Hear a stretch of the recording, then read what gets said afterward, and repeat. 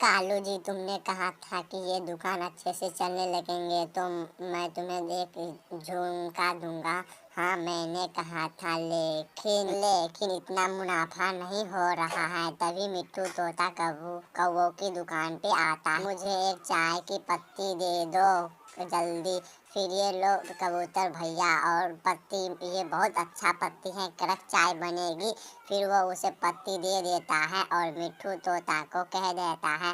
फिर मिट्ठू तोता वहाँ से अपने घर के लिए नाली तोता, क्या इस चाय की पत्ती में पत्ती नहीं मिलाई है? हाँ हाँ, मैंने मिलाई है, लेकिन पता नहीं चाय क्या हुआ है। लेकिन चाय बनेगी क्यों? अच्छा, क्योंकि कौवा सभी मिलकर वो अपनी चाय की पत्ती में पत्तों का मिलावट करता था। वो इसलिए चाय खराब हो जाती थी और सभी लोग डांटता था कौवा। कालू जी, चाय की पत्ती में पत्ते मिलाने से काम नहीं चलने वाला है, कुछ बड़ा मिलाना होगा। तो क्या मिलाएंगे बोलो? जल्दी कुछ मिलाएंगे तो ही जल्दी अमीर बनेंगे। चलो, मैं अपने मामा जी के पास चलता हूँ, क्योंकि वो भी चाय बेच रहा है। उससे पूछते हैं कि क्या मिलाएंगे जो हम जल्दी इतना बन जाएंगे। फिर कालू, कौवा और गोरी अपनी मामा की जंगल जाने लगती हैं। बेच रहे हैं, लेकिन चाय के पत्ते में एक पत्ती हम मिलाते हैं और एक पत्ती हमारा पति, लेकिन चाय तो हम अमीर ही नहीं बन पाते हैं। पत्ती में सूखे पत्ते और चावल में कंकरियाँ, और ऐसे ही हम लोग मिलाते हैं और देते हैं सभी लोगों को। मगर ये है कि हम लोग तो अमीर ही नहीं हो पाते हैं। तुम कोई ऐसा बताओ जिससे हमें जल्दी ही अमीर बन जाए और जल्दी ही करें।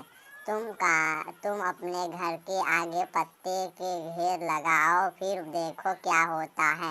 मट्टी लाओ और कंकन के दाने से उसको लगाओ और देखो फिर कितना मुनाफा तुम्हें होगा और तुम जल्दी ही बड़ी आदमी अमीर बन जाओगे।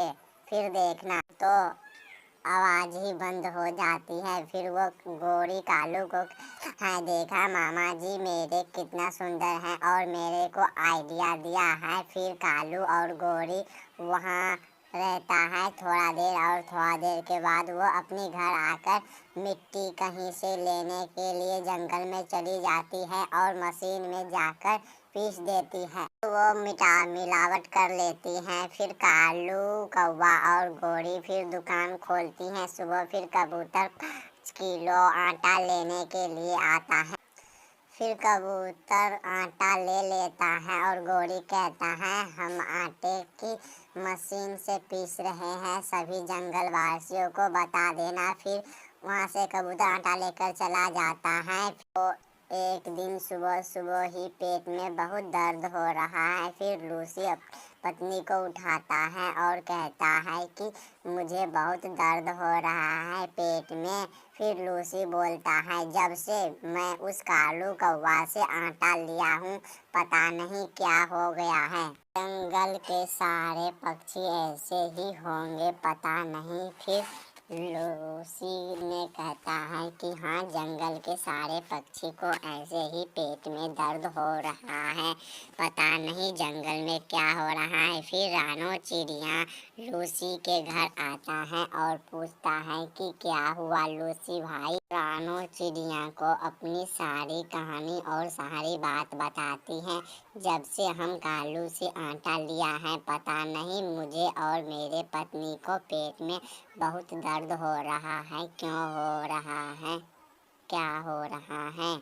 इसका मतलब वो कालू कौवा आटे में बहुत मिलावट करती हैं, इसी के कारण सभी पक्षी बीमार हो रहे हैं। फिर रानो चिड़िया एक रात उसके घर से बाहर देख रही थी और कालू और गोरी अंदर में था और मिट्टी की मिलावटें कर रही थी। तब वो हंसता है, आज मैं बहुत सारा मिट्टी मिलाऊंगा अपनी ये आटे में।